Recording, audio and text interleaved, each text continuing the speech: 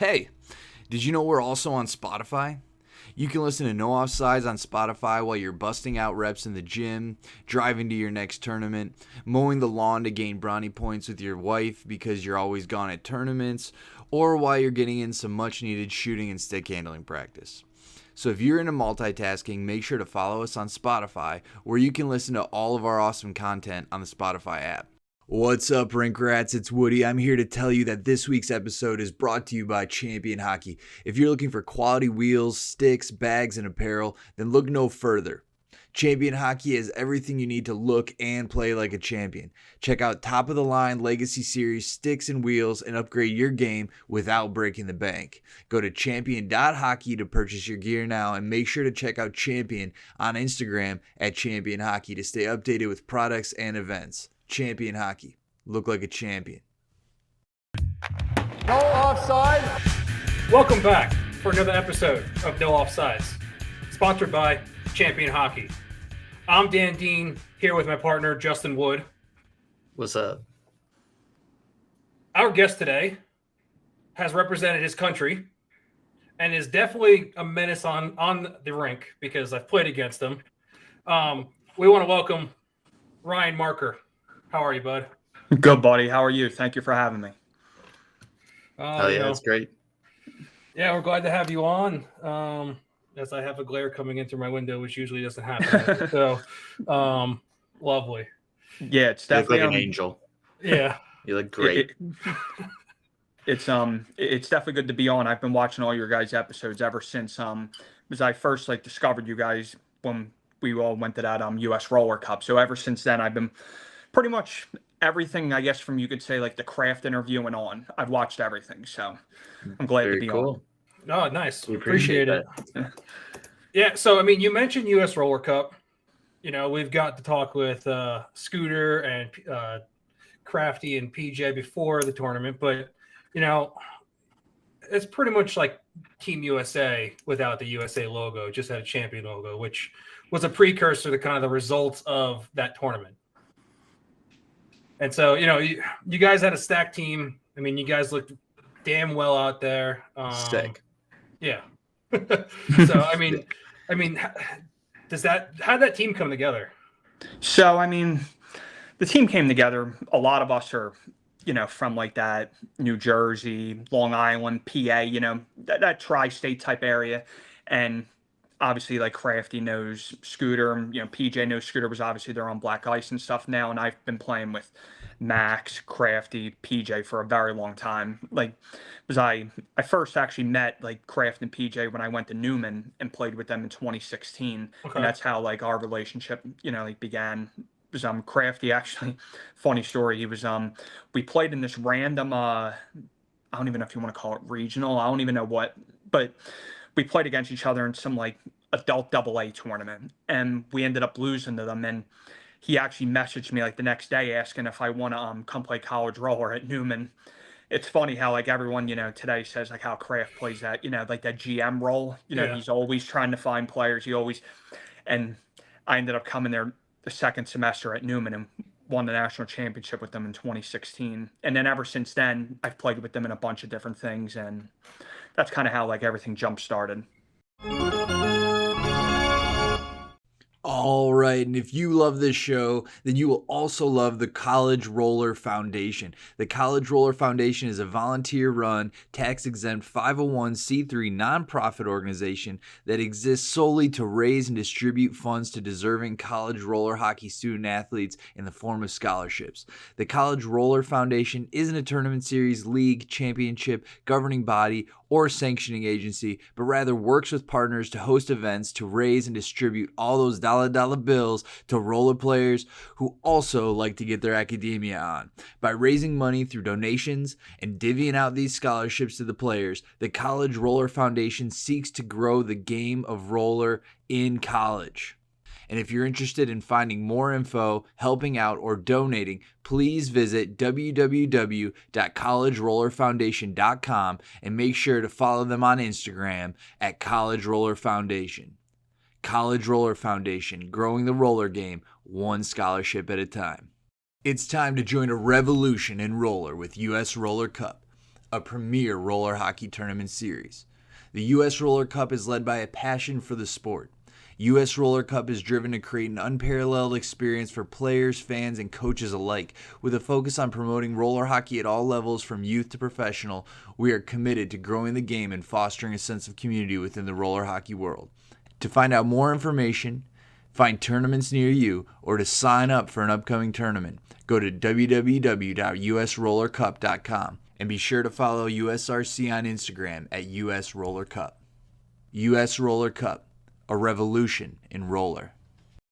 It's like, because you bounce around, you've thrown on probably the black ice jersey inside tournaments, and then you've thrown on the Roadrunner jersey.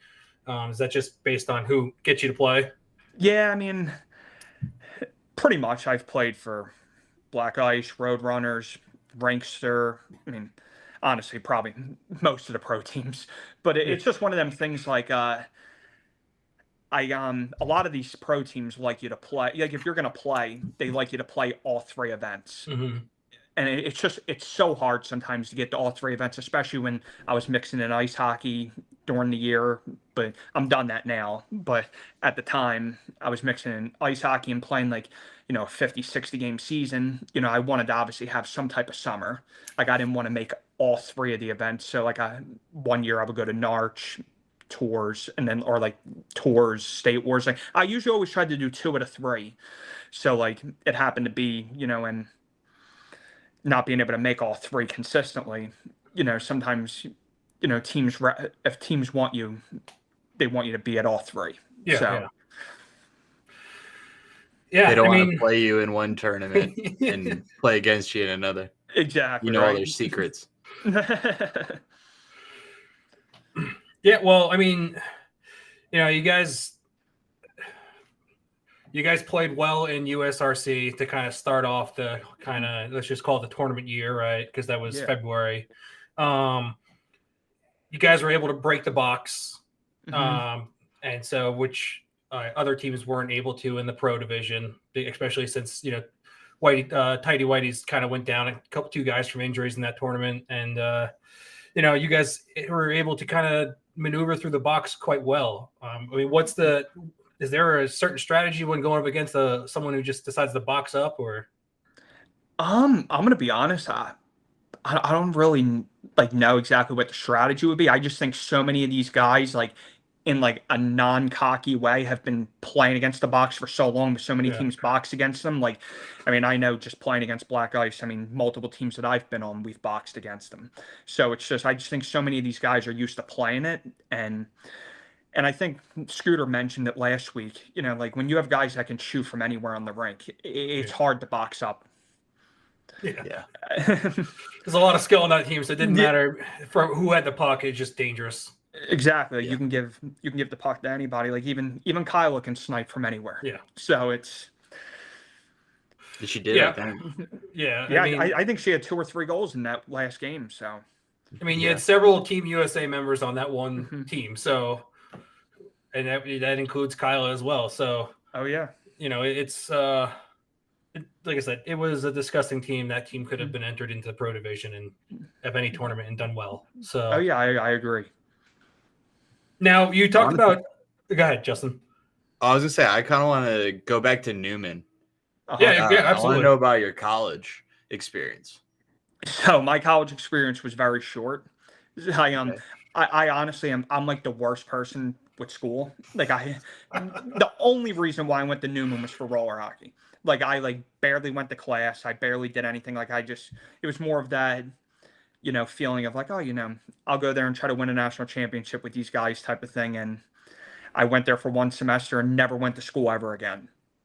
So it was like a one and done. It was a half a school year and that's it. But overall though, I would say for like, as a roller hockey benefit, it benefited me a lot being able to play with them guys, because at that time I was mainly an ice hockey guy. So coming into there, I learned so much about the game. Like I really learned how to play the game right, with guys like Shane Fox, PJ, Kraft, and all these other guys, and really benefited my game a lot. So I mean, I feel that it was definitely worth it. Okay. And Yeah.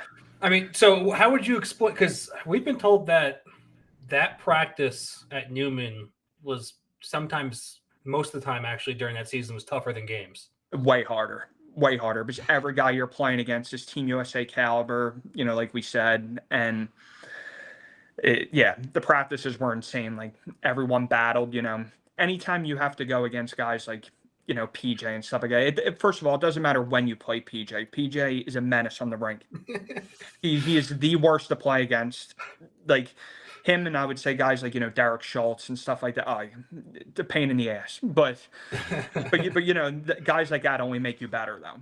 Yeah. Yeah. Yeah, I mean, because PJ's been on his segment, he was like, I'll put someone to the boards. I don't care. Like, we go into the corner. I'm coming out with it no matter what I have to do. So he will. And I'm sure you'll see it. He'll do that against Pat Maroon, anybody. He doesn't care. He literally doesn't care. And that's what makes him, and obviously everyone has their own opinion, but in my opinion, the best player in the sport, PJ. So, okay. Yeah. So I think he's good everywhere. He's number one. He's a great team guy. He could score. He plays great defense. He's aggressive. Like, you could use him anywhere on the rink. I would say guys like him and Nathan Sigmund. Okay. Mm-hmm. We've heard that as well. Yeah. And Nate Sigmund plays, over in Europe before he comes back for North America circuit. So, I mean, he's primed and ready. Yeah, I mean, I personally don't know how he still does it. The guy's like 95, and he's still like the best player in the sport. It's guys like him, Travis Noe, Eton. Like, I don't know how they do it at that. I guess they're got to be mid to upper 30s, right? All of them. I think they're at least 35 and up, maybe. Mm-hmm. Yeah. That's one thing that I was shocked about. So this isn't actually the first year I'm not going to tours in like 5 or 6 years. Okay. I was shocked to not see Palma going. Yeah, it's definitely odd that you have your normal people there, but then Palma's not there, and it's kind of weird. Yeah, because I always look forward to, even though I'm not going, I saw that they're having like the pro live stream this year, which number one is the first time that Tours has ever done that, which is cool. So I'll be able to watch stuff from home. But yeah, I always look forward to that, Palma Car Shield, Palma Black Ice, Palma Roadrunners matchup. So, not having them, I think, definitely sucks, but it'll be a good tournament to watch still. Yeah, we will so many stacked teams in that tournament. Yeah. Well, and that's like we compiled later tonight, probably it'll be released, but we'll be releasing kind of predictions for Tours Pro. And so I'll give you my predictions at some point. Yeah, we'll do it towards the end. We'll have you do it because then we also want your opinion on State Wars as well, like we've been able to do.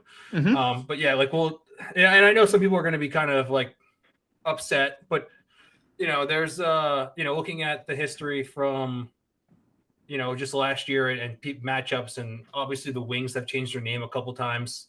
They were North Park, right? They were North Park last year, and now they're back to the Wings, and they were the Wings before that. So we were able to look back on like kind of like recent history and just go based off of their round robin matches, and we have like we're going to release like strength of schedule and kind of our like the analytic predictions, not even our personal predictions. Yeah. Because I'll be posting. So when I post it, I'll definitely be putting in there like, if this happens, this changes everything, right? So. Oh, for sure.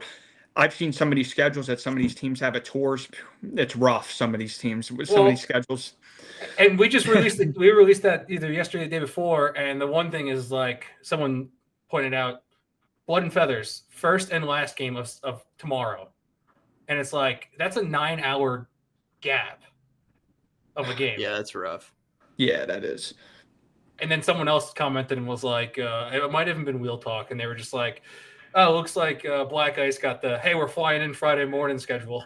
But you know what, though? When you accomplish what them guys have accomplished, obviously you're gonna get some favorites. It's no secret. It's just the way it is. You earn your way to the top. You get a more favorable schedule. Yeah. And, and you look at it too, and, you probably know every new team that comes in, like if you look at Black Ice 2.0, their schedule is rough, right? Blood and Feathers has, plays, and I'm going to say big three of this tournament, which is, Car Shield, Roadrunners, Black Ice. right? Uh-huh.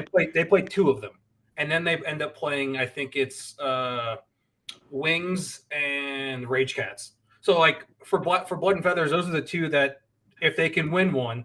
And right now, it's the prediction right here that we have that we're releasing is 1 win gets you into the top 6, based on Oh, yeah. Uh-huh. What's there, 10 teams? 9. 9. Okay, 9. So they're doing top 6, 4-game round robin, and so through the prediction of just kind of running the numbers and who's playing who, and the big 3 don't play each other in round robin, so that makes them even safer for making it in. And like I said, you have your sleepers. So like you come in, you go, okay, Black Ice 2.0, a bunch of young kids. It's kind of a test for them. Does anyone see them winning a game because they're playing potentially all 3 of them? Probably not. Right. And I think they might play the Wings as well. So it's like they don't get any of the bottom half of the project, like the rest of the teams of bottom half. So yeah, it's if you're new to the pro scene and when they go to Narch and they go to State Wars, they're just going to get a shitty schedule. Oh yeah, it happens all the time.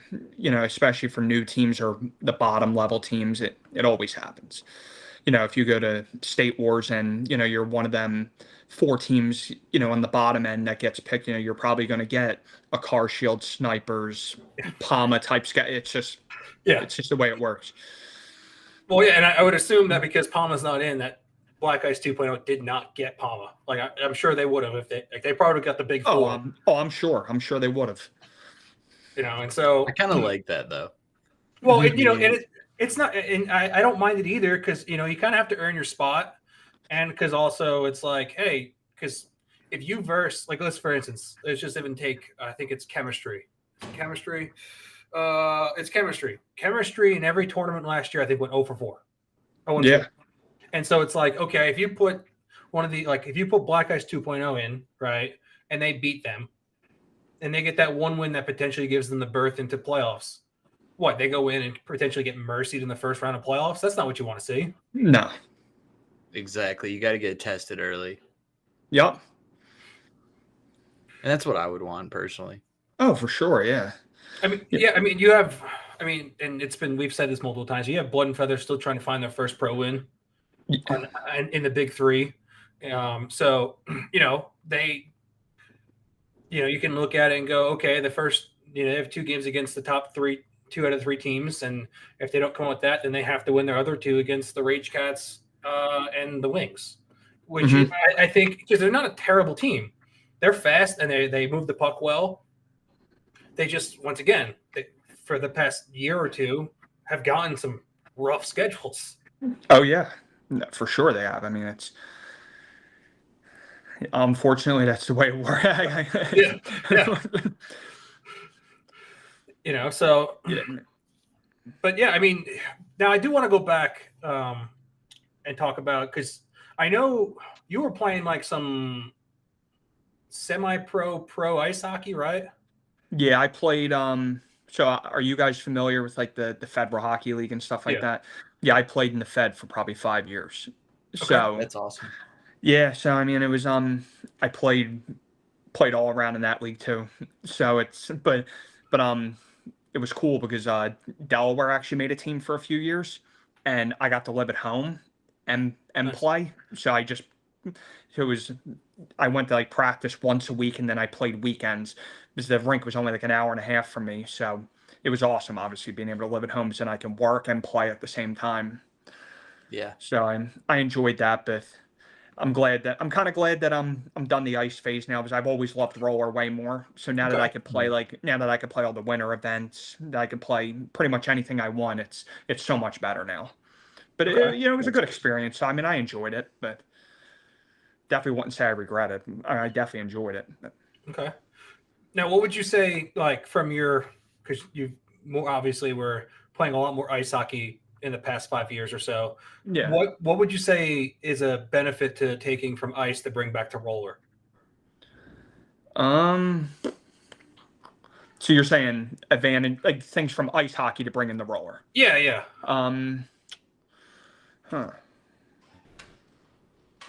I would honestly say maybe just like the physicality part, like the aggression, because like obviously you can't say patience because patience is more of a roller hockey thing, and I feel like that helps ice hockey players more. Guys that play roller, really like learn. Not everything has to be forced. Hold on to it. The biggest thing that always killed me with ice hockey is like I hate dump and chase. I hate it. Number one, I hate forechecking. I hate that stuff. So I love roller. If you don't have anything, you throw it back. Yeah. That's why I love watching like 3-on-3 overtime and stuff like that. It's cool seeing the way ice hockey, them guys are starting to play like roller hockey style in overtime. Yeah. Yeah. Mm-hmm. Yeah, it's I like that. I think that when you're playing ice and you are allowed to be a little bit more aggressive than in roller, Mm-hmm. it sets you up to be. It's easier to pull back Mm-hmm. than give more that you're not used to giving. Yeah. So I see what you're saying there. Yeah, and when I say like like being aggressive, bringing that from ice to roller, people don't realize how much they actually let go in the pro roller scene. Like on the boards, you could pretty much do anything. Yeah. Like they hit and everything. Like obviously open ice stuff doesn't really happen, but on the boards, pretty much everything's like a full go. Like I've seen full body. I've seen everything. Oh, yeah. There's some time. There's plenty of times where like I'll be honest. I think I get more injured in roller than ice. Sure. Yeah, like Less pads. Exactly. Well, and here's the thing, right? Is if you don't come home from a roller tournament with some bruises, did you really play? You're Yeah, right. what You're were you right. doing? You are right. I mean, we were at Wish Cup. Was that 2 weekends ago? And so we were in my team was in the semifinals, and I was playing against I don't know if you knew Ed Sugru, Sounds familiar. Florida guy, big beard. Oh, yeah, I know him. The guy, he loves the backhand toe drag, right? Is that him? I think so, yeah. Does he play at like Yes. crafts rink and stuff like that? Yeah. Yeah. I know him. Yeah. Yeah, so I'm playing against him and empty net, and so he was like just trying to block everything. So I was like, I'm not even going to try and shoot in the empty net, and we were up by like 2-3. I think it was 2 goals or whatever. And so I was like, screw it, I'm just going to try and go around him. And so I got around the edge, and then he just like shoved me into the net, and so now I had a big bruise on my side from the poke. And he's like, "You good?" I was like, "Yeah, I knew you were going to do it." Like, he goes, "I couldn't let you score." I was like, "I know, yeah, right." But yeah, I mean, I've seen a good amount of. I mean, they're open ice hits. Winter Wars. I think there's a couple of highlights of people laying people out. I think that they're. Oh yeah, especially when you play teams like Pure Maple, the Canada guys. yeah. Honestly, I think I'll be honest, they are getting a lot better though than that group. Like every year I see them, they get way better. I think they're playing a lot more roller over there. Well, and I was watching the World's Games for the veterans and the masters, and I think one of the announcers that comes on, it was from Canada, and he was saying like, Canada has been behind a lot of the teams because most of the Canadian guys play ice hockey all year. Oh well, yeah. And so like then they come to roller hockey, and then they it's like an adjustment, which I understand. But yeah, it's just I think he said that most Canadians that have in the scene for roller hockey now have just been playing more not more roller than ice, but they've been adding more roller to their schedule than they have just playing ice and then going from playing strictly ice to a roller tournament. Yeah. Yeah. Well, I mean, you got play even more.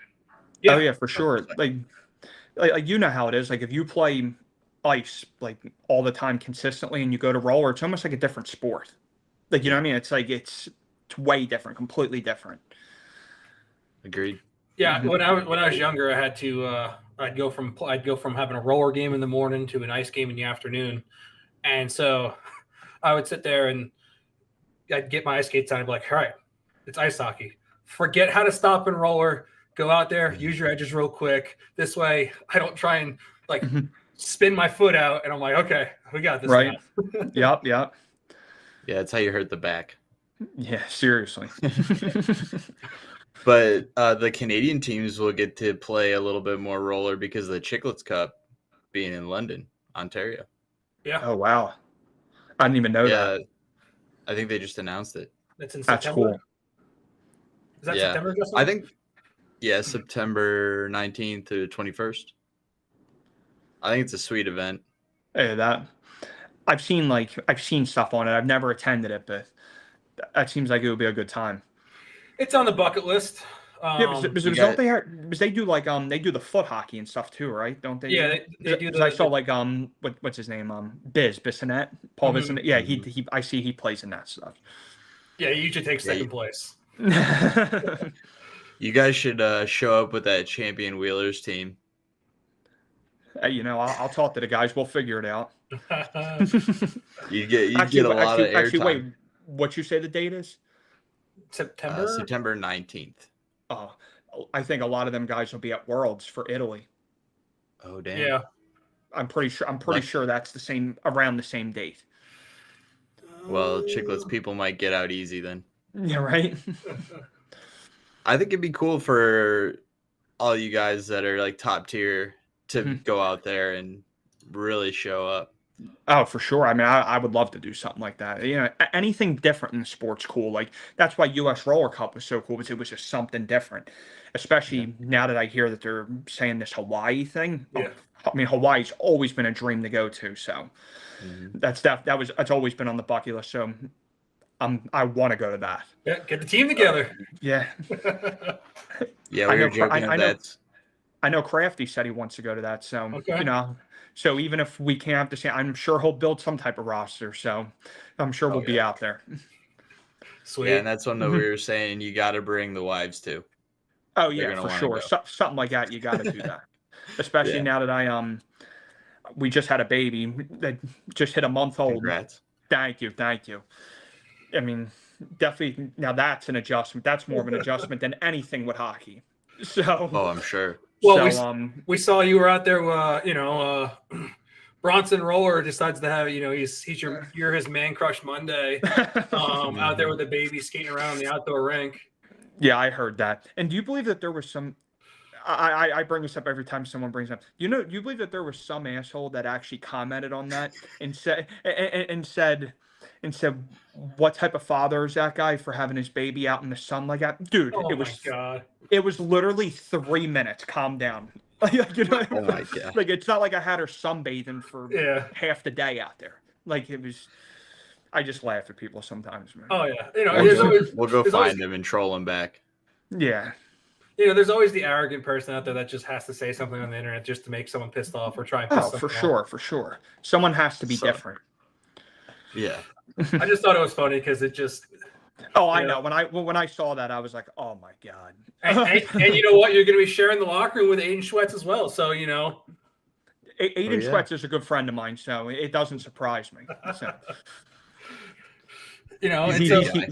He's a good dude, especially what he's done for the college scene, the college roller hockey scene. I mean, to get a team together like that. What was last year the second season? Second season to be able to. I mean, first of all, that Lindenwood game was probably a top 3 roller hockey game I've ever seen. Honestly, top 3 might even be number 1. That was a great game. Yeah. What it go to? Was that 3 overtimes? I think 3 so. or 2, something like that. 2 or 3. That was awesome. I was glad to see him win. That was a great game. Both of them goalies were ridiculous. Well, Lindenwood is kind of the Newman of its time, right? Mm-hmm. Except that was before they were giving roller hockey scholarships out. So now you have Lindenwood that's kind of gives roller hockey scholarships out and has people come to the school. And it's like it's crazy because it's unheard of in any other school. They're the only school that does it. Oh yeah, for sure. You can go out there and you can recruit whoever you want to come win national championships for D1, and you recruit other guys to come there too, and they end up destroying AA. Mm-hmm. And D3, and it's just like it's just a monster of a program. So to see them lose for the first time in gosh, I don't know, it's been a few years, a long time. Yeah, it's like I think Schwetz was saying that it's a miracle on tile. Man, pretty much. I mean, gotta get Netflix involved. Since you still have college eligibility, is he trying to goat you into going over there? So he's actually trying. Oh my God, he's actually trying. He was. honestly, I don't know too much about it, but he's trying to get me to like. He was like, I should try to start a program at some junior college. But That's what he tried to get us to do. He was saying some type of junior college thing. He was like, any junior college. I forget the whole specifics with it, but I was like, yeah, I don't have time to do it. I wish I could. You know, it sounds fun, but definitely can't do that right now. Yeah, it's You know what? You know what? That's everything. funny that you said that. I do remember watching the pod when he was on here. He was trying to get you guys to do that. Yeah. Mm-hmm. I'm about it. I think it'd be awesome. Oh, I'm sorry. That's what he said. He said, get a junior college together because I think if you make a junior college, you automatically have a bid to nationals or something like that. He was saying something like that. Yeah. Yeah, that's what it was. Something ridiculous. Yeah. Yeah, and it's crazy because you look at it and you could probably recall how many teams were in roller hockey when you did your 1 year there, right? And so my God! And now there's like 30 D3 teams. There's D2, which probably has like 15 to 20, and there's AA, which has I want to say let's say maybe 10 teams, and then D1, which has maybe 6 to 10 teams. Yeah. Yeah, like I remember like thinking about back in 2016 when I played, think about nationals, our schedule that we had. I mean, I think out of every team we played, I think only one of them still has a program. Like I think we played Las Vegas, LVU? I guess that sound right? Las Vegas University, whatever it is, University of Las Vegas. We played them in the finals. We played Michigan State. I don't think they have a team anymore, right? They do. I think they're D3. Okay. Yeah. And I know we played Westchester. I don't think they have a team anymore. No. I know Bethel has a team. Mm-hmm. I mean it's crazy to see like how many programs aren't in college roller anymore. I guess a lot of that happened due to COVID. I'm sure COVID played a part in that. Yeah, but it blows my mind because like. You look at it too, right? And you're like, oh, roller took a dip somewhere between 2010 and 2020, right? And so, but coming out of COVID, though, it's just kind of, for some reason, just exploded, like, especially in the college world. Roller hockey took a dip just popularity-wise, and, but now it's kind of on the up and up again. I don't know if it does its ebb and flows, but, it is crazy. I mean, it took people some time to get back to it after COVID because everyone was out doing kind of like their outdoorsy stuff. And then, and then people just started coming back to roller. And I think it's as popular than ever. Oh, yeah, for sure. I agree. Especially with NHLers talking about it more. It helps. Oh, yeah, for sure. And even the NHL is like posting things, I guess about some organizations or what aren't some organizations making roller rinks, or something like that. So you have the Panthers have a rink outside their facility that they posted a video of their training facility, and you could see the roller rink right outside as they do the camera on the outside. Sure. The Rangers just redid a rink in New York City. Columbus has a rink that Nasher was playing on before he created his new barn. Exactly. The Devils are now going to be redoing a rink up north. And putting tile down for the community. So, like all these teams are getting in on it, and it's kind of cool to see, and it's just going to help grow the sport too. Oh, yeah, for sure. Anytime the NHL has anything to do with the sport will help. You know what I mean? Because obviously it'll bring eyeballs to the game, which is what we need. Yeah. Yeah, I mean, you got – that's the thing is, right, is like how do we – it's great that NHL teams are getting in on it, but how do we get – how does roller hockey today compete with cornhole? Right? So turning on ESPN and seeing cornhole and stuff like that makes me sick. Like seeing professional cornhole, professional spike ball. Like what the hell is that shit? Like what the Exactly. Like you're telling me roller hockey can't be played on ESPN? Like you don't think people would be more entertained? People rather see people throw bean bags around? Like not me. I know that. Even if it's like the live cast of like the rollerhockey.tv that gets live streamed into ESPN Plus. Maybe it's not on the channel, but it's available on ESPN Plus. Like someone could just go on there and tune in. That would be sick. I know I watch ESPN Plus all the time. So yeah, it's crazy because like we have to go and figure out where are Narch, State Wars, and Tours streaming their games at, right? Rollerhockey.tv is Tours. Narch might be the same, but I'm unsure. And then State Wars does their YouTube, and Narch might do their YouTube as well. Okay. And so so it's like they're not unified. And we've talked about it. The only thing they really talk about is their scheduling, and besides that, they go their separate ways. And yeah, I think we're probably as far away from being a whole as a community for kind of the same goal than we ever will be. It's we're so far away from being the same focus that I don't know how we get there. Yeah, I mean it's tough, and it's one of them things like you need to get people that obviously love the sport, number one, because nobody's going to make millions of dollars doing this. It's just the way it is. It's at the end of the day, no matter how big we want it, it's never going to be as big as ice hockey. It's it's got to be people that really are passionate about the sport, like things like people like Kraft, what he's doing in Florida, and obviously, Tim, oh my God, why am I drawing a blank? Darren. Yep, Darren. The owner of tours, like, I feel like the more them type of people, get together, and come up with ideas, it's just going to be better overall for the game. Yeah. Yeah. I mean, the thing is, like, those two in particular are, because I think Tours has a head guy, but it's more committee based anyway. Yeah. Right. So, we're probably it's probably anywhere between 3.5 to 5 million for the industry just for the summer. Right. Okay. Yeah. Roughly off calculations of what Justin and I have put together for what's brought in for teams and everything like that. Or it's somewhere around that number, just rough estimate.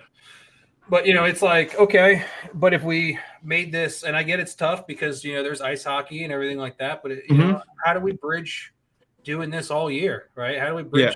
The only thing that really fills in the gap is Paiha, which is sweet. Yeah. But, at the same time. But it could be better. It could easily be better. It could be even more professional than what it is. You know what I mean? Like it's I think the biggest thing with the sport is it obviously all starts with the kids, with the kids coming up. I feel like all these parents that have kids that play ice hockey, and I've heard Tim McManus actually say this, I forget on what podcast, but actually not even the kids, more the parents. Every parent thinks that every kid has to go to every showcase, has to go to every type of summer type tournament. And I'm sorry, I hate to tell these parents this, doing that at 10, 12, 14 years old is not getting your kid to the NHL. Yeah. It's all to make money. That's all it is. Yeah. I mean, if you're good enough, you're going to be seen. Yeah. And these kids would enjoy playing roller hockey so much more. I think, which don't get me wrong, there's a lot of kids that play roller already, but I think it could even grow the game more if these parents didn't just think ice hockey 24/7. Yeah. Well, and they also say that the best athletes are the multi-sport athletes as well. Oh yeah, for sure. You have to try other things. You can't just stick with one. And so it's like, and I get it. I mean, Ryan, you probably have done it as well. I mean, I was a huge part of travel ice hockey and traveled up and down the East Coast, gone to Canada and stuff like that. I mean, it's time consuming. Oh, for sure. And then, it's like practices 2-3 times a week, and, then at least 2 games on the weekend. And, it is time consuming, but then there is a time period where there is, and that's the summertime, right? I'm pretty sure travel hockey, especially in the Northeast, ends usually in February, and playoffs go into March or something like that. But after that, it's done. Yeah. It's like that. It's just in time for roller hockey. Yeah, for sure. Yeah, I mean, I would love to see eventually there become a legit pro roller league. You know what I mean? Like during the year, like you were saying. I know everyone says obviously it would that the only time that most people think that it would work would be summer. But the whole thing with summer is everyone wants to do the 3 tournaments. So if there's a way to, we could do it how these, France, Spain, how they have their pro league during the year. I think that's what we got to do. I don't know. I'm going to be honest. I don't know how to do it, but I'm sure there's someone out there that does. And the crazy thing is that those countries have the government backing, which blows my mind. because it's not like their go-to sport for the country. But Yeah. I think Justin, I don't know if you remember who said. Someone said on one of the podcasts that France like shut down the streets and was like, "Hey, it's roller skating day. Like, go skate through the streets of France." Like, That's actually Yeah, that really was cool. Teed. yeah. So it's like you get a backing like that, and yeah, the popularity of it. I mean, they're filling stands for these championship games for the French league, and it's crazy to see. Mm-hmm. Like the only time we see it is like when we see the live games, and usually I wouldn't say round robin games are usually packed barn for Tours and Archer State Wars, but like when it comes to playoffs, Oh yeah, everyone's watching. everyone's watching, everyone's on the glass, the seats are full, right? Mhm. People are up at the bars usually that are at the top and just drinking and watching games too. It's like, Oh yeah. like this is very doable. Mhm. But then it just comes down to starting money. But also what I wanted to go into as well is they have that new 3v3 pro league coming in too. That's right. Yep. And it just takes someone with money to be like, hey, I want to do this. It's like, well, it's not a new idea. You have three ice that happens in the summer. Like, yeah, they're doing well, but now you're going to create an actual season out of it, which is crazy. Yeah. No, for sure. But yeah, I would love to see something. I would love to see something like that during the year, though. Have like a pro league, like even if it starts in like one area first and then you expand. You got to start somewhere. Yeah. And this is just popping in my head, but at Wish we saw Forsberg, Ryan. What other NHLers were there, Dan? How was Forsberg out there? Oh, he's disgusting. Yeah, I wanted to see him. Just go to Wish Cup's Instagram and you can watch the highlights that he had. He looks so smooth out there. Like his hands are sick. Like skating decent. Yeah. Yeah. But better than what's his name, Justin? Who was that last year? Oh no, Neil. Oh my God, are you? Oh James my God, Neal. I saw James Neal playing when I went to the Nashville Cup. Yes, that's what I'm talking about. Yeah. He couldn't even skate. No. I think that was mostly part on his skates. Yeah. His skates, yeah. I think, but someone said he was on the Mars Blade. He was on the Mars Blade, like basic, like kind of like trainers, yeah. That ain't gonna work. Yeah, Forsberg's mustache though. On point. But you have players like that their time in the NHL is done. Right? But they could be stars in the pro roller league. Oh yeah, definitely. Why not it be a place for guys who are leaving the NHL to go continue playing high level hockey and then bring, like everyone who's already playing roller and a pro level up into that and just kind of use that as a way to close the gap. Oh yeah, I mean, definitely could do that. That's a good idea. I would like to see it. And the funny thing is, though, is sorry to cut you off, Justin, but like there was, I don't know if it was like someone's project, but there was a there's a website for pro roller hockey that it looked like someone was trying to start a professional roller hockey league in Florida. I got talked to about that, and I was all in. And I was I was going to go down there and play it was during the summer years. I mean, summer years, Jesus, summer months. And I know Kraft was going to be playing in it and stuff like that. I don't know what ended up happening. It never really got off the ground. Oh, so this was actually a real thing. Oh yeah. Oh shit. Okay. Yeah. Me and actually Jake Kapitsky, Justin, we found it and we were talking about it. We were like, what the hell is this? And like, yeah, they were like, oh, like all these different teams, their locations. And it was like, is this someone's project or is this actually a thing? So it's actually kind of cool that you're like, no, it was actually going to happen. Yeah, no, like people were like legit talking about it. So that'd be awesome. Yeah. And then like, it was like one thing, like I heard about it one day and then just never heard about it ever again type of thing. Like it was like, but yeah, it would have been awesome though. It was right before, because there was a big thing right before. I found it right before the Tallahassee rink closed down. I think that was probably one of the nails in the coffin besides logistics, because there's not many indoor rinks in Florida. Yeah, I mean, they were going to pay people and everything for that. Yeah. That's awesome. Yeah, what else do you know about it? Tell us everything you knew about it. I'm gonna be honest, not too much. I just kind of just took people's word for it, and I heard that there was money involved. I was like, all right, yeah, I'm in. It was one of them things. I was gonna say, I want to know your contract details. Yeah, right. But I did hear that they were gonna pay people like a couple $100 a week. I mean, to play for some roller hockey in the summer, I mean, I would have did it. Oh yeah. Mm-hmm. You would have bunked. You would have bunked with Crafty. Yeah, I would have moved right in. I'm just trying to think like where besides Fort Myers, Naples. I'm almost positive that they're the only two. Because then the only other covered rink is Orlando, but that's polished concrete.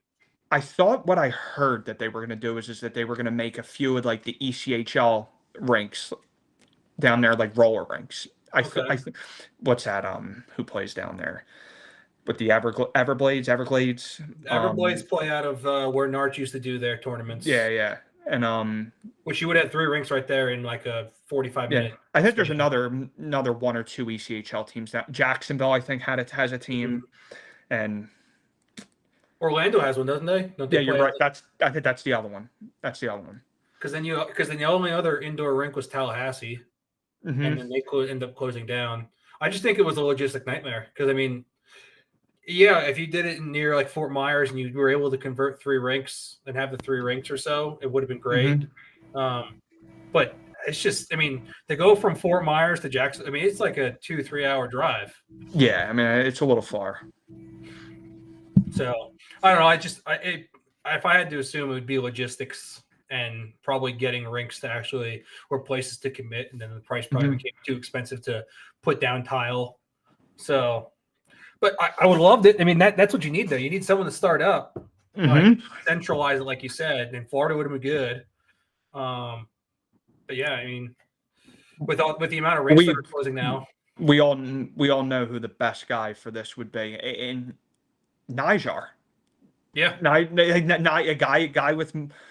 guy with money, you know, that can that has it, that God forbid if something didn't work. I mean, let's face facts, it's not hurting his pocket. Yeah. I mean, he's got the mecca of roller rinks. Yeah, literally. I mean, he's got the mecca, right? I mean, that I still have yet to see that in person. Like every time like I almost like get a chance to go there, something comes up. Every time. Damn. Either like my flight home doesn't, something always comes up, to where like I'm never able to make it. But I want to see that place in person. Oh yeah. Yeah, that place looks unbelievable. Yeah. Yeah, watching like Palma, they always like live stream it, when they're playing like pickup games. It's so cool in there. Well, just someone did probably about a couple years ago, they did the drone footage of like it over top and flying into the door, into the room with all the jerseys, and then ended up with trophies, and then flew into the rink, and was like, holy crap. Like, well done. Yeah, for real. It's unbelievable. They do a good job. Yeah. I mean, they've got one of the kind of staple programs, you know what I mean? Oh, for sure. They got all guys that play together all the time. If you really look at the roster, I mean, I'm almost positive they're all California. Yeah. I think so. I mean that helps, being able to, but chemistry wise and stuff like that. Like, it's huge to be able to, play together all the time. Definitely. Yeah. Come from the same place, even you kind of naturally have the same brain functions, Oh, for sure. Yeah, absolutely. Now, talking about chemistry, right? Mm-hmm. You're going into you've gotten nominated and you're going to Pan America in August. Yep. Right. That's in Colombia. Yeah. So that's pretty sweet. Yeah. And it's not your first rodeo doing Pan America, right? I did it in so it's funny how we mentioned Argentina last time. So I that year in 2022, I went to Argentina in May and played in the Pan America Games, and then went back in November and played in the World Championships. So I did it twice in one year. It wasn't the same spot, but yeah, I'm familiar with like the Pan American Games and stuff like that. It's fun. It's a fun tournament. And the thing I like about it is it's not, I mean, obviously representing your country and anything's cool, but I like playing against like the countries that you really never hear of. You know what I mean? Like playing against like countries that you didn't even think had roller hockey. Actually, hockey in general, like Ecuador, like Chile, like places that like you would never even think had roller hockey. Like it's just cool to see like, how like worldwide the game actually is. Yeah, it's definitely it's crazy because like the two places that are actually rather big, well, three if you want to count Colombia. You have Colombia, you have Mexico, and you have Brazil. Mm-hmm. Right? And so like up until recently, Justin and I didn't even know that like Brazil had 2 or 3 still mat rinks, and it's That's like crazy. the one rink is beautiful. It's like an igloo. It's Yeah. like Yeah. and it's like holy crap, like there is some nice rinks nationally. Oh yeah, there are for sure. And then when you look at like Europe, they just plop them into like gymnasiums and here you go, here's your rink. Yeah, Europe is wild. Like I played a little bit in France too, and when my ice hockey season was over one year, I went over and played like 2 or 3 months, and it's weird. It's like you never know what type of floor you're gonna get. Like some, like like most rinks are obviously like on the boards. It's like rounded. Some it's like a square almost. Yep. So it's weird. It's weird if you're trying to like wrap the puck around the boards. Yeah. And the rinks are so small. Like you can shoot from anywhere on them rinks. Like I'll never forget I'll never forget my first time playing over there and like seeing people take slap shots from like the other end. I'm like, dude, what the hell is going on? It's just such a different game. I definitely think being a goalie in those leagues has to be crazy. Oh, for sure. You just don't know what's gonna happen. Yeah, and the craziest thing is obviously the nets are smaller, but dude, the posts are so thick. So when you hit it, dude, the puck like bings like you never know where it's going into the square corner. Yeah, right. Yeah, seriously. I mean, how is it? Because you're going to Pan America, right? And those nets, that's European rules, so it's the European nets. And so, like, I mean, how is the adjustment going from like North America nets to your world nets? It's just honestly, you just kind of, especially when you're playing good goalies, like it's hard to find any room. So you kind of just, I know for like the first like the 2 weeks leading up to it, like I kind of just like try to shoot low type of thing, and that never works because I never shoot low. Yeah. So I like when I go there like the first game or two, I'm missing the net constantly. But yeah, it's definitely a big adjustment. But guys, I would say that get to play over in France and Spain, like during the year, definitely. I feel like definitely have an advantage, like getting to shoot on them nets all year and stuff like that. But I mean, it's just kind of like anything, it's obviously a little bit of an adjustment, but if you get like a practice or two, before the game start, I mean, it's not too different. Do you usually get a chance to do that? I would say on average you get 1 practice. I know when we went to Argentina with the World Championships, I think we got 2, and then we had a day off in the middle of the tournament, and we practiced again. So we were fortunate that time. But okay, that's cool. Now I'm curious. Not seeing many names on here that I know of. Right. So yeah, like, so how does what goes into being picked for Pan America? So the way they did it this year was, obviously they had the World Championships, that are going to Italy. So obviously you have the guys that made that team. And what they did picking this team is they tried to like look for like the next best players that applied that didn't make the World Championship team. Obviously some guys could go, some guys couldn't. So then they had to like shuffle in some other guys that they thought, that they wanted to get in the, at least get some experience playing international hockey. And I'm pretty sure that's kind of what every other country is doing. I'm pretty sure Canada's doing the same things. They're going to the Pan American game.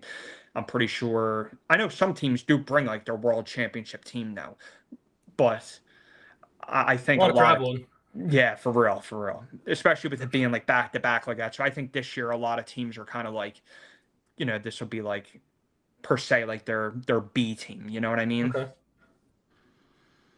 But yeah, that's kind of what went into it. Do you know? Is it the same committee that picks the world team that picks the Pan America team? I'm almost positive it's the same. Okay. Mm-hmm. They have to at least be affiliated. Yeah. They are. because everything's kind of together with USARS. So, as I say, because USARS has a 4-person committee, and they're known individuals that play roller hockey or have played roller hockey in the community. So because that question was brought up to us in our DMs, and because it also was said like there might be like a 16-year-old on your team. Yeah, I heard that. Wow, good for him. Yeah, right.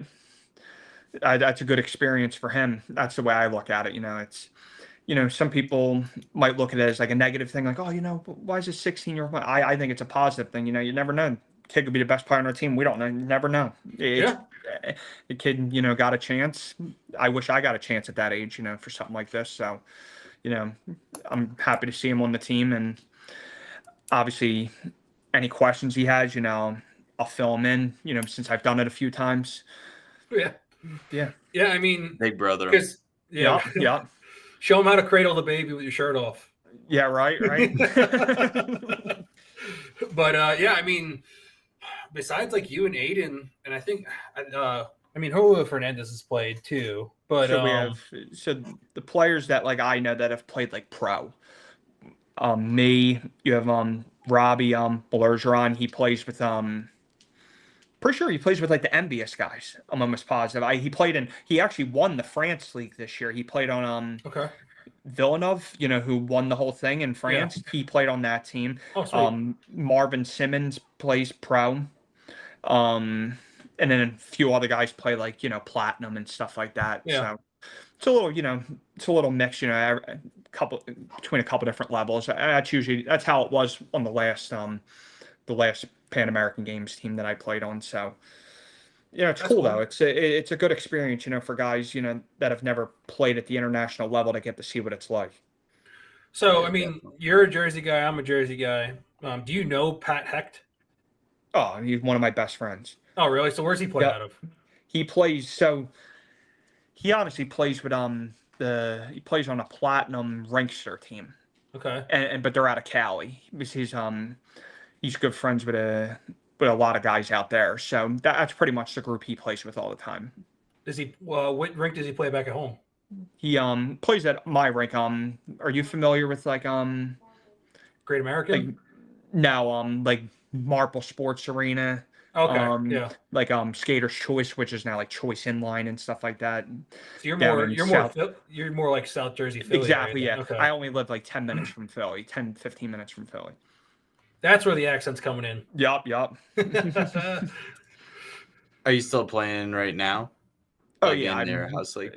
Yeah, I play probably 3 days a week, I would say, right now. No ice hockey, only roller. I was going to say, because when you said that you were, like an hour and a half from, what was it, Delaware? I was like, okay, so he's got to be South Jersey guy. Yep. I'm definitely South Jersey. But all right. Now, I told you I was bringing this up. Are you going to show this 16-year-old your special leg kick? Oh, yeah, the leg kick, absolutely. Yeah, you'll see it a few times. I'll be doing it tonight, too, at Men's League. I have a game at 9 o'clock. I got to always add a few in, I mean, what goes through with that? I mean, what made you, like, start using that as, like, an offensive defensive move? Okay, so the first time I've ever seen it was probably, like, 2017. I saw Travis Noe do it one time. And I was just like, I was like, you know what? Like, it kind of works, like, to protect the puck. Like, and then ever since, like, I think I even saw Shane Fox do it once or twice, and now I do it at least a couple of times a game. Yeah. And I love it. Now it's just like automatic. I don't even realize that I do it. But yeah, I'll show the 16-year-old how to do it a few times. It's I can't show him too much. I gotta. Now keep some of your secrets. Because when we saw you do it at USRC, right? It's more or less like you're cutting across, and it's kind of like guys coming in for a stick check, and you just like kicking his stick out of the way. Yep. Right. So it's more like it's like your offensive defensive play of like creating more space and room cutting across the middle, right? Actually, I see Eton do it some now. Okay. Mm-hmm. Yeah. Yep. All right. I think it's a great move. Yeah. I actually tried it last night at pickup. How'd that go? How'd it go? I actually kicked the stick out of their hand. There you go. It's not a I penalty. don't think they saw it coming. It's self-defense, right? Yeah. They had no idea it was going to happen. Yeah. Yep. God, I can only imagine the pickup. It was like the bounce because they were coming in with a chop, and then my force, and it just kind of Oh man, I gotta probably start using it because I usually just eat the chop to the hands. And I know you guys were saying that you're going to bring up tours predictions. Yeah, we should do it. Yeah, I'm in to do it. So I'll tell you what I think. Okay. You want me to start, or you guys? Well, let's go with. Let's start with top 6 making playoffs first. That's perfect. That's exactly where I want to start. Okay. So I'll go 1 through 6. How I think it's. Okay. Hell yeah.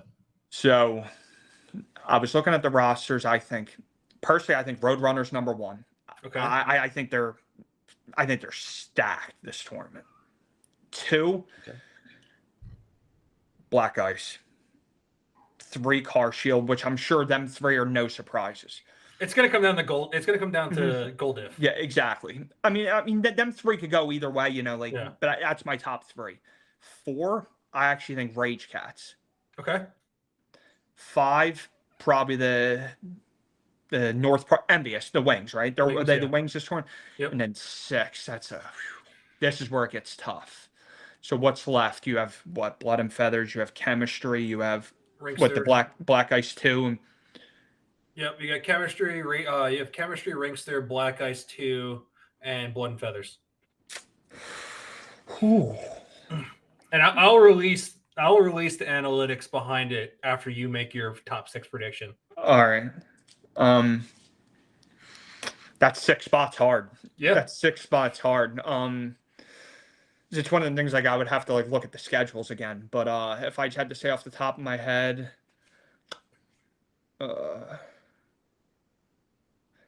I'm gonna say Ringster. Okay.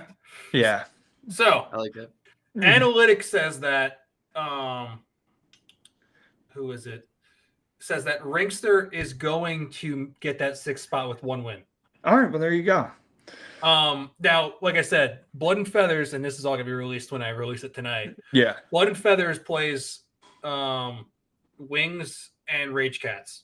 I believe analytics says that the Rage Cats are going to go 2-2, which gives them, and the Wings will be ahead of them at 3-1, just based on their matchups. Yeah. But Ringster plays the Chemistry as their 3rd game.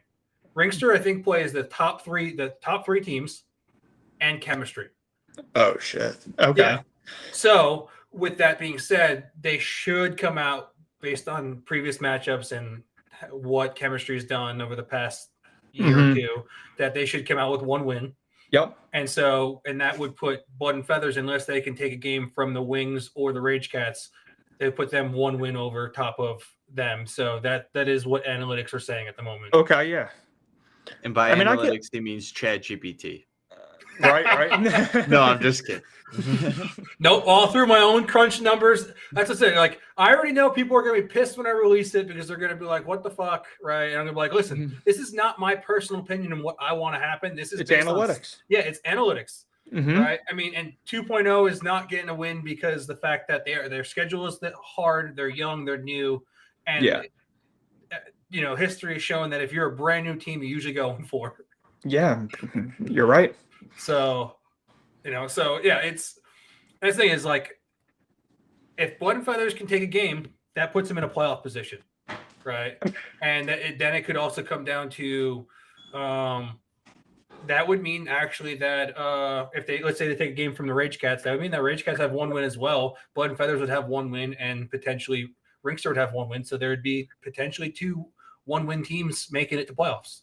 So things could get messy. For sure. But yeah, I mean, that's pretty much your prediction is what analytics is saying anyway. So I would say my favorite to win it all, I think Roadrunners again. They're gonna repeat. And I'm not even saying that due to being biased, because I have friends on every team. But I just looked at their roster and I don't know, just something about it. Just they seem deep, really deep. I'm sure obviously all 3 of them top all three of them top three teams are deep, but I don't know, something about the Roadrunners this tournament. We'll see though.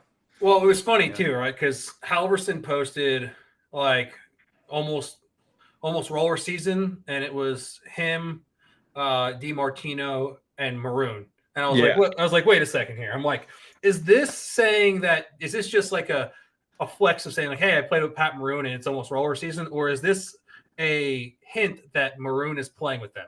Well, apparently it was both. Yeah. Apparently it is, hey, yeah, Maroon's playing with us. And also apparently Maroon's kid is playing AAA as well. Mm-hmm. Or is it 18U AAA? I can't remember what it was. Mm-hmm. And so like they're both gonna be there at the same they're both gonna be there, and he's gonna watch his kid and playing. So hey. I mean, I figured, if you're there, you might as well play, right? Yeah, exactly. Mm-hmm. So it's sweet that Pat Maroon's back. So unfortunately, he got knocked out of the playoffs, but it's better for roller hockey. Oh, for sure. Yeah, he's great for the game. Yeah. And so, I mean, it'd be interesting to see if he goes to all three with Roadrunners. I actually probably don't see him going to Narch. I would say that Tours and State Wars. Yeah. Mm-hmm. And because he played with Marsblade, and since Marsblade kind of liquidated into Car Shield, it's kind of like he could potentially go play for them, but also if he's not playing with them right now, then I don't see him doing it. So yeah, exactly. But yeah, what do you think's keeping him from Narch? I would say it's probably mainly what events his kid plays. That's how I would think, right? I mean, I don't know. Maybe his kid is playing Narch. I don't know, but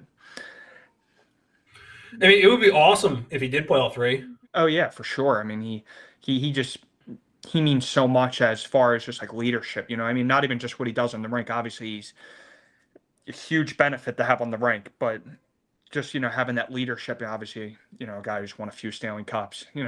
Anything helps. Well, and he's just so strong around the net too. I mean, look at their championship win last year at Tours. I mean, he's a menace. Hey, he's not fast by any means or anything, but he's so good with the puck. He's got such good hands, and he's, like you said, he's so strong. Yeah, it's huge. Mm-hmm.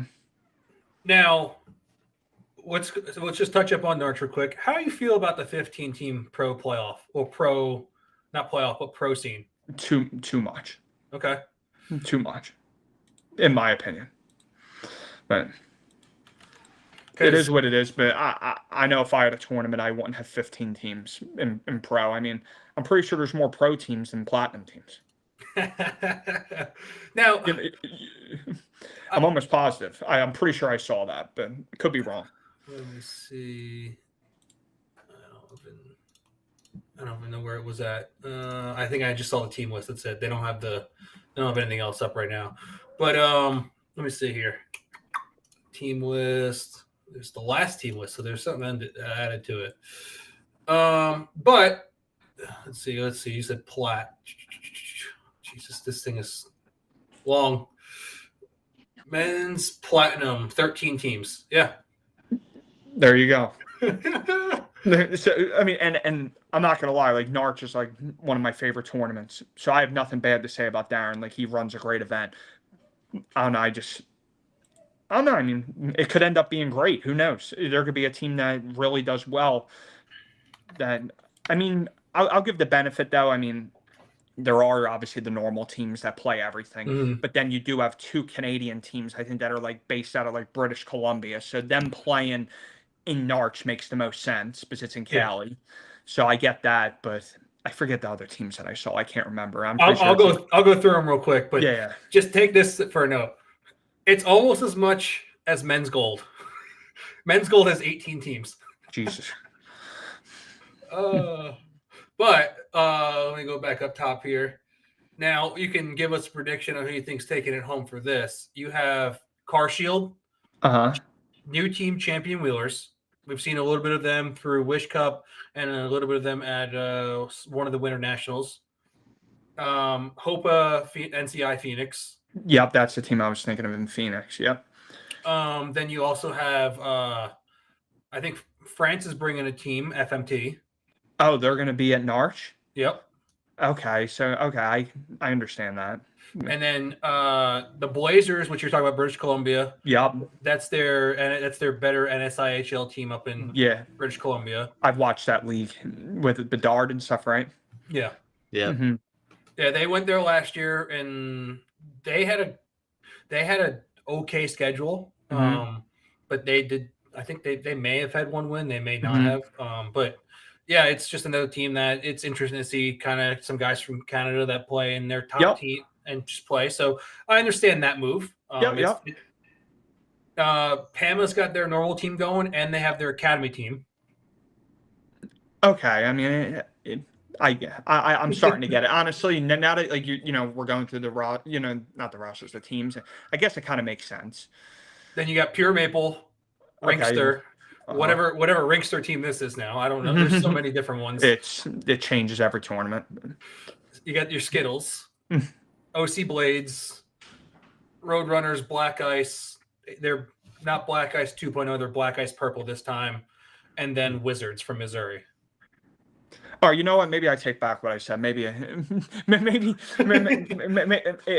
does make sense. I mean, don't get me wrong. 15 teams is a lot, but I mean, there's some good hockey teams in that 15, though. You know what I mean? Like, them 2 Canadian teams are good to have. That Phoenix team, I've seen them play in the winners. They're good. The Wizards, I've seen them play like once or twice. They're not bad either. I mean, I think they also had a win or two, and I think they may have made. Yep. I think they made playoffs last year.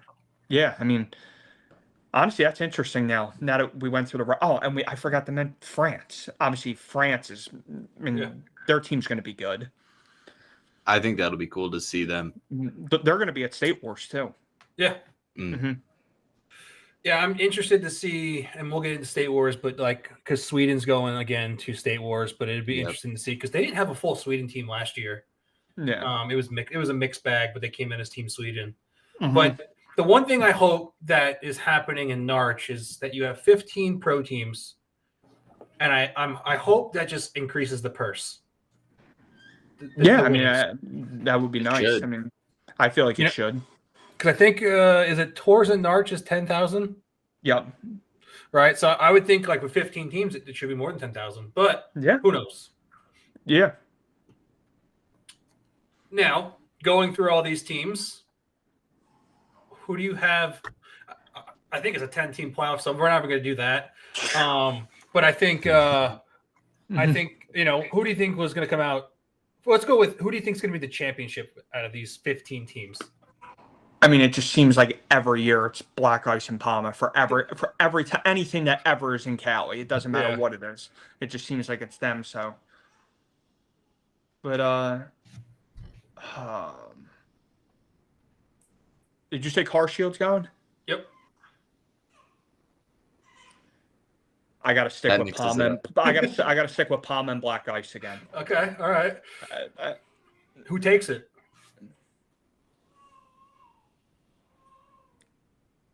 Black Ice. Okay. All right. There you go. I'd like to see that personally. Yeah.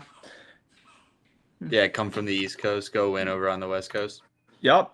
They seem to do it all the time. So they love it over in Cali. Well, and you know what else seems to happen a lot? Is that Roadrunners Black Ice meet in the semifinals.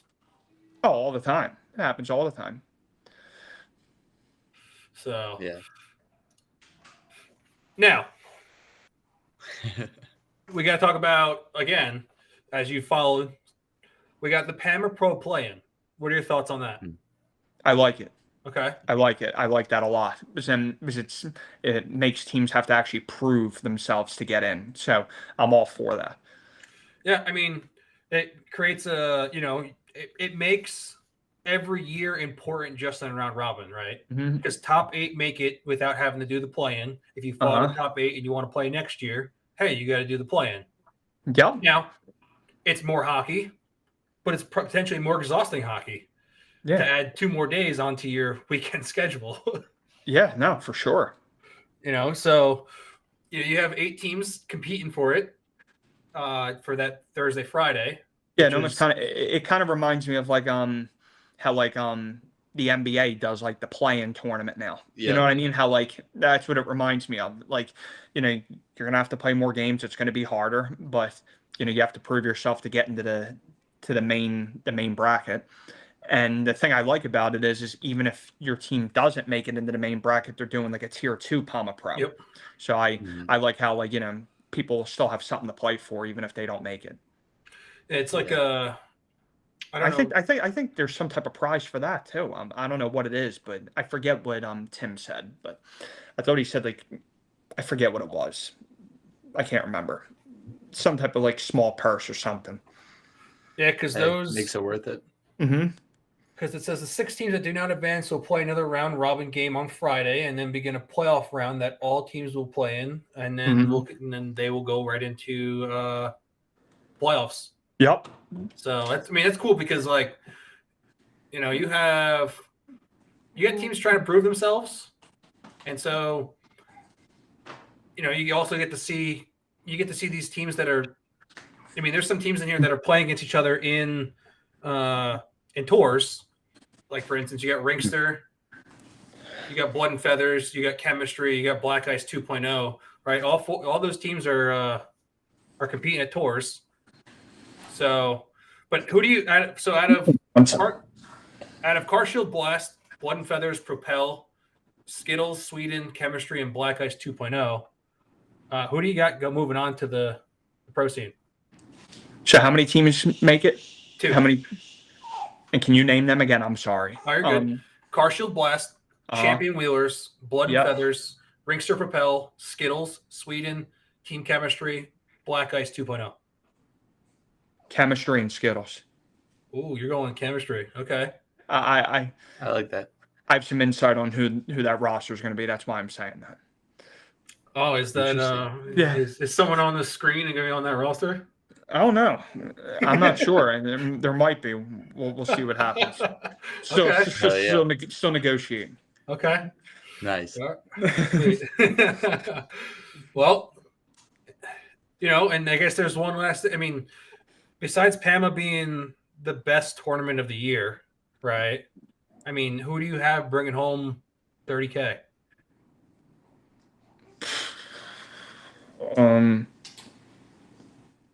Chemistry. my wife's in the background saying Car Shield. Nice. I thought I heard her say that. It's a good. That's always a good one. Snipers are obviously in there too. I'm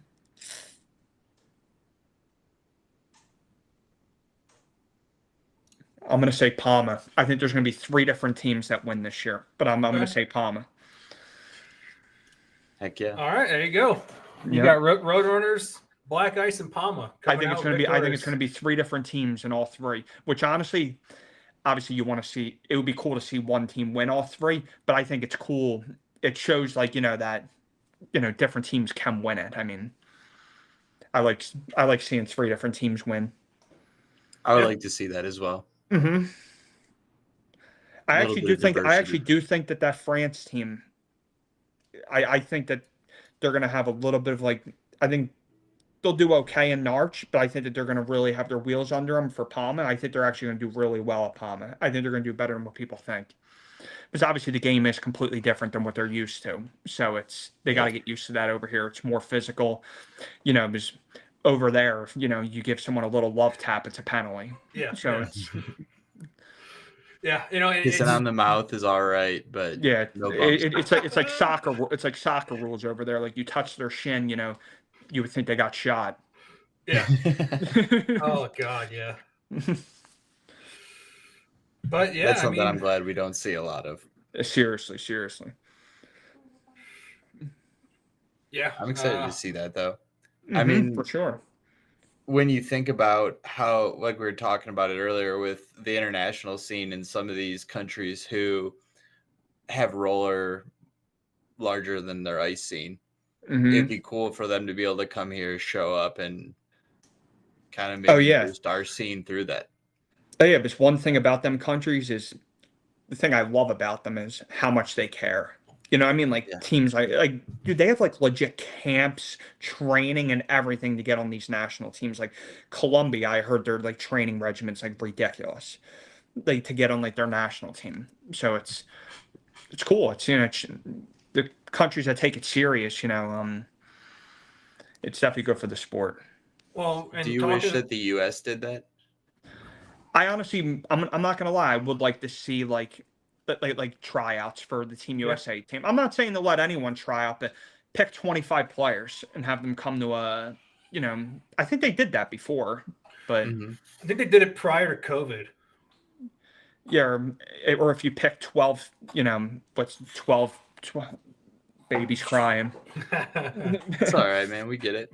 But if you bring 12 guys, 2 goalies, and make like 3 teams of like 6 or 4 teams of 6 and have like a camp. Yeah, something like that.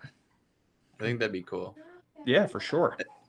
I think the baby's crying because you didn't say chemistry was going to win PAMA.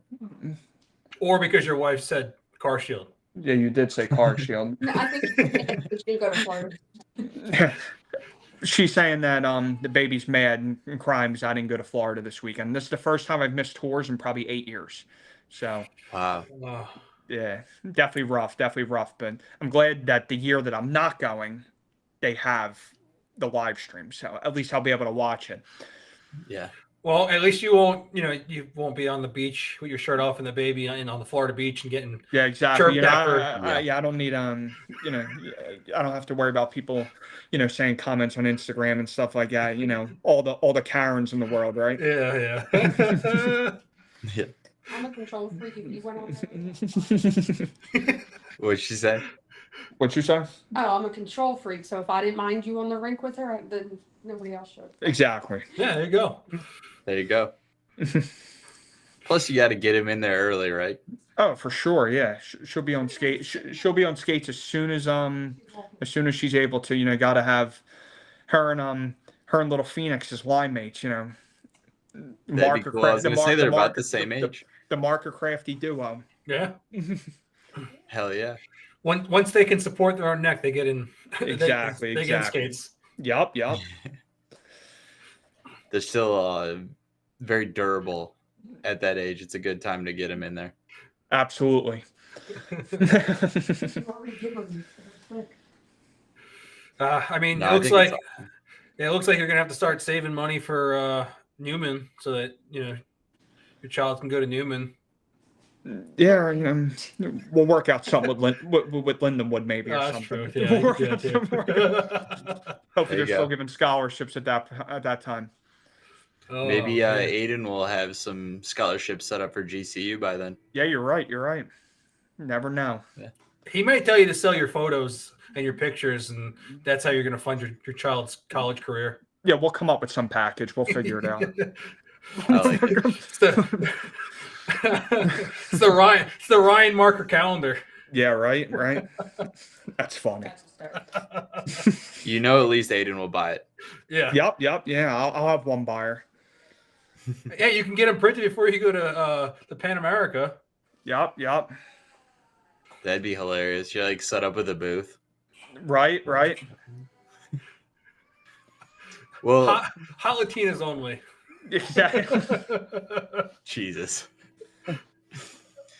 With that USA team, are there any players that you think people might not really have on their radar, but you know of and you are excited to play with? I'll be honest with you, not really, because there's a lot of players that I'm not familiar with. So it's kind of like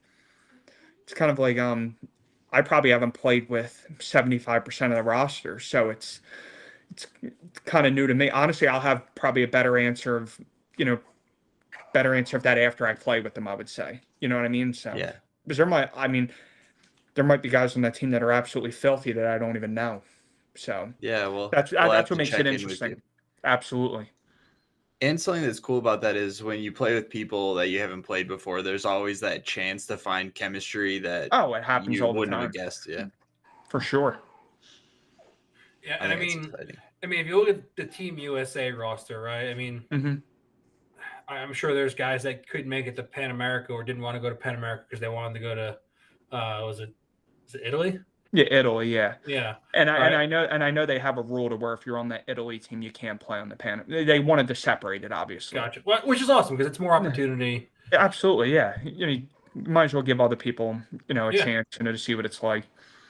Well, and and you look at it and you go, that team's pretty stacked. What, the Italy team? Yeah. I mean, it's decent. Yeah. It's decent, yeah. Well, there's a couple good players on that team. Yeah, and it's crazy too because like Itan Chavarez, like, yeah, I put my name in the hat, but I don't expect to get picked. He deserved it. Yeah, well, yeah, it's like I understand you're in your mid-30s, but you're still a damn good hockey player, right? So it's He's 100% one of the best pro players. So, I mean, every one of them guys deserve it in some way. Yep. Yeah, Eton was looking good with his Dangle Dojo team at Wish. Oh yeah, he's going to be a huge part of that team. I mean, I would think that him and Travis Snow will be aligned, but we'll see. Yeah. Definitely be interesting to see who gets lined up with each other. Mm-hmm. But I mean, you also look at, guys.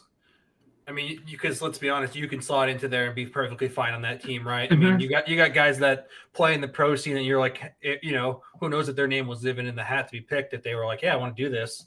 So, I mean, if you think about it, I'm sorry, yeah, no, you're good. No, I was gonna say, you just look at it, right, and you're like, hey, there are so many names that could be picked. Mm-hmm. It's unfortunate that you can't take them all or two teams. That's what's hard. You have 6 forwards, 6 defensemen, 2 goalies. I mean, so it's the people that have to pick that roster. I mean, that's who I feel bad for the most. That's a hard job. There's just so many good players. It's definitely tough, but I would say the 6 forwards, 6 defensemen, 2 goalies that made it are all well deserving. So obviously, I'm wishing that team nothing but the best. And now, if you want to talk about predictions, I expect that team to 100% win that tournament. So I would hope so. Yeah, I would hope so too. Oh man, that'd be quite the upset, honestly. Oh, 100%. There's no country that has a better roster than that. That reminds me of like the U.S. Olympic basketball team. Like, who the hell is beating that roster? Like I was looking at that roster. I'm like, come on. There's just no way that roster's losing. Yeah. It's exciting for the U.S. Oh, for sure. Yeah. Finally, because that's the problem with completely changing subjects, but the U.S. basketball, like, they never bring like their best team. So now that like all the best players are going, like there's no way that team's losing. I don't see it. Well, that's because of load management. Like to see it. Yep. Yeah, they take load management to a whole new level in the NBA, and then they're like, "Oh, I'm good for the Olympics." It's terrible. The load management's terrible. Could you imagine if they did that in the NHL? It'd be, they wouldn't. Their people wouldn't show up to games. Yeah, that would be like. Yeah, I mean, like, how's that fair to fans? Like that book tickets ahead of time, and then like the best player on the team, like, oh, I'm gonna sit out this game. When that certain person went to see that one player. Mm-hmm. It's horrible. Agreed. Yeah, just something came across here. Dan's cooking something up. No, well, they just posted, and I just came across it. Oh, that's 8U. Okay. Well, no, I was looking at the USA. The national development. Yeah. Mm-hmm. Yeah, the 8U, 10U, 12U, 14U. Yeah, so I mean that's awesome that's where we've gone with this sport. It's a huge thing. Because that means that we're building for the future, right? I mean that absolutely. Is like, hey, these guys, if you guys continue to keep being a part of the national development, well, if you learn and get better through it, and you keep coming back and you keep getting picked, you will potentially be, on Team USA. Oh yeah, for sure. It keeps it shows that they're on the radar. Yeah. And it should help grow the pro portion of roller as well, for the simple fact that absolutely. I know a lot of guys that played pro ice that was where they got most of their exposure, was playing in the national development programs. Oh yeah. Yeah, I mean, I'm just looking at it like Dan looking at this screen. Yeah, well, I'm seeing a young Yoder here. Yep, Yoder. I saw his name on I forget what age group, but I'm looking at the Sagrillo. Sagrillo, yep. Yeah, there's names on here that there's a Fox. I don't know if he's related, but like, there are names on these lists that I'm like, oh, these guys are having kids. These guys are creating the next generation. Like, this is awesome. Oh yeah. So, but yeah, I mean, it's just there's some new excitement. Well, not excitement, but exciting things that are happening in the roller hockey world that, I'm going to say it's about damn time. Oh, absolutely. Yeah. It's that national development program, like showcase, whatever we're having. I think it's huge for the game. And I love that they're doing it at State Wars. Yeah. So it's not like, it's not like it's an extra expense for like, families like to have to like, it's good that they're doing it at the State Wars event. Yeah. Yeah. I mean, think about potentially where we would be at in the roller hockey world if we did this sooner. Exactly. But the way I look at it is, you're right, but it's never too late. So, that was the next thing coming out of my mouth. Yeah. So got to start somewhere. And honestly, that it might be better now. I mean, hockey in general seems to be gaining more of a fan base overall. Mm-hmm. A lot more people are following hockey than before. Oh yeah, which for is sure. helpful. Absolutely. I'm looking forward to it. Yeah, I'm looking forward to this summer and watching, especially this weekend, some games. And Marker, I'm looking forward to potentially seeing you out there. Oh yeah, just not this weekend, but yeah, I'll be at other stuff, just not this weekend. Okay. I just I wanted to be respectful to the wife. It is a little soon, and obviously we're still both getting adjusted to sure. The parent life, which is not easy. It's not easy. Like being able to being not having sleep, then it causes her and I to butt heads. She knows what I'm talking about. but only sleeping 3 hours is honestly, I feel like I can run a marathon if I get 3 hours of sleep. So like, hell yeah. But it's getting better though. It's getting better. So it's just a Jersey pep talk. Justin knows all about them. He's seen them. But I love the Jersey pep talks. But it's going good though. Okay, good. I can't complain. And here she is actually. I'll bring her on the screen for a second. Okay. Yeah. There we go. Hey. Except Aiden sweats. He's wearing his shirt. So. Yup. She's not shirtless. She's not shirtless like her dad. Congratulations again. Yeah, thank you. She's tired. There's people that say she looks like me. There's people that say she looks like her. So every day it's different. Yeah. When they're young, they kind of go through that crazy metamorphosis. Oh my God, it's crazy. It's like we were looking at pictures from like just like a week ago. The difference, they change fast. Well, we're glad that you're bringing up another hockey player more than likely. Well, we already said there's no there's nothing else. She's going to be brought into hockey. My whole family played hockey, so. Yep. She only wants hockey, so there you go.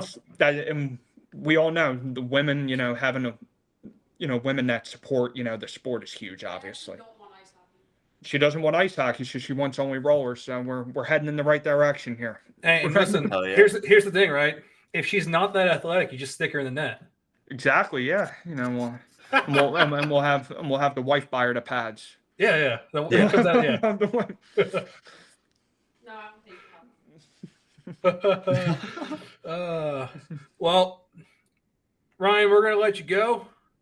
It comes to that time again where we say, if you're forechecking roller hockey, don't let up because there's no offsides. I'm Dan Dean. I'm Justin Wood. Ryan, thanks for joining us, man. We appreciate you very much. Thanks for giving us your time. We know you're a busy man.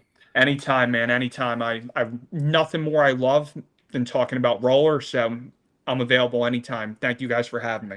All right, we'll hit you back up, man. You got it. All right, peace. All right, peace. No offside.